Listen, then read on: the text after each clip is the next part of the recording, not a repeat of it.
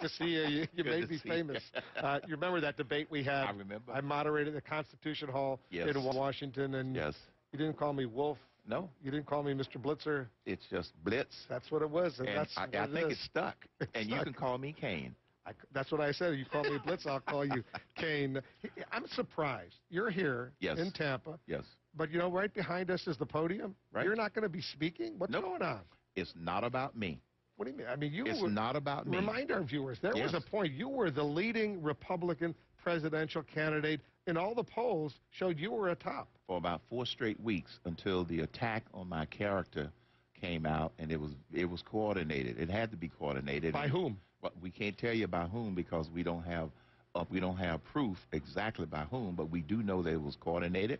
And can you tell us if it was coordinated by a Republican? Nope, I can't tell you that either because I don't want to say anything that might jeopardize what we might do in the future in terms of exposing what happened. But I was on the top for about 4 straight weeks, you're right. This convention is about Mitt Romney defining his message, defining his solutions, and defining his leadership. And I happen to believe that the slate of speakers that they have is outstanding. And there are some speakers that need the exposure, like Mia Love from Utah, former Democrat Congressman Davis from Alabama. Let them be on stage. I don't need this as an opportunity to expand my visibility. Do you talk to these Romney people? Have you spoken to Mitt Romney in recent months? I have spoken with Governor Romney in the last 2 months at least 3 times one-on-one. What do you talk to him about? We talked to him about, well, first of all, the last time I met with him was when they were in Wisconsin when Ryan went back for the first time after being selected. We had a one-on-one conversation. He says, what are you hearing out there? And what do I need to do? The guy listens. That's what leaders do. And so I made suggestions about sharpening the message, and he has done that. Give me an example. Here's an example. I said, Governor, continue to talk about energy independence.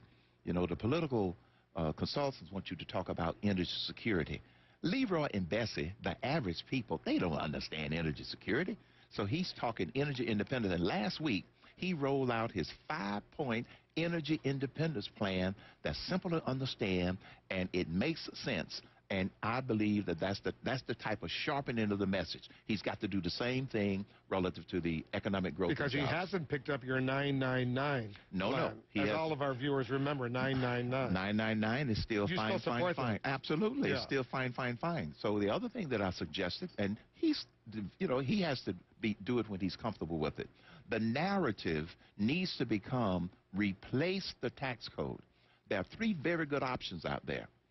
Fair tax, flat tax, and the most recent entrant is the 999 plan.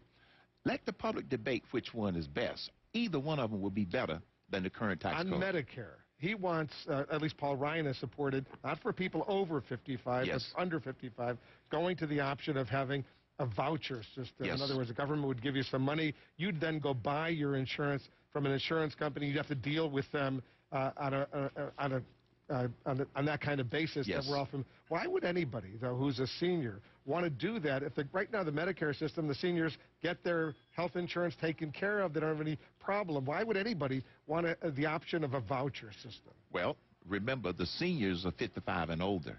The voucher is for those that are under 55. But they would get it when they turn 65 or 67. They would get it when once they're eligible for Medicare, then they could make a decision. We want the voucher. Give us a few $1,000. No. Back up. Let's back up. Here's what young people are telling me.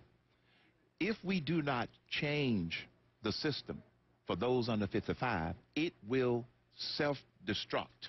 So young people are saying, people under 55 years of age are saying, if I had a voucher to help me buy it, here's one thing about human nature that's being forgotten about this whole voucher system. When people spend their money, they spend it a whole lot differently than if they're spending the government's money. Younger people under 55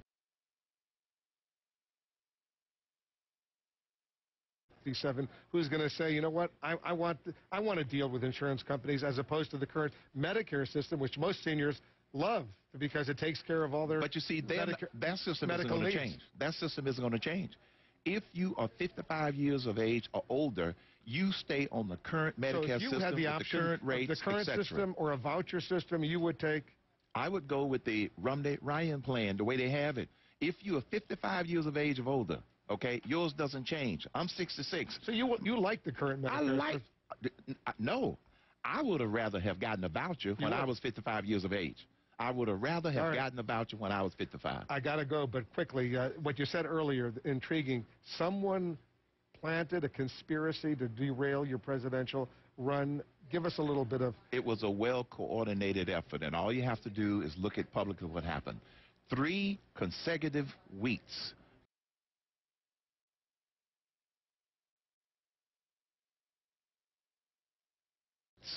Three different stories attacking my character and attacking me to create doubt in the minds of many of my supporters. That's what forced me to drop out of the campaign, because of the pain that it caused my family by spinning these false accusations and lies over and over and over and over. But the headline, what I'm hearing you say now, you're investigating this and you want to get to the bottom. You're looking who started to spread those stories about you and these women who in the past and all of this. Exactly. And we're not done with this story yet. You have investigators working on this? Yes, I do. Really? Yes. And you're spending money out of your own personal pocket? Yes, I am. Looking at this? My character and my reputation is much more than dollars, and we're going to get to the bottom of this. Cain. Blitz. Good to see you. My man. It's been way too long. Good to see you, Blitz. You let me know when that investigation wraps up. We'll continue this conversation. You got it. Thanks very much for coming in. Yes.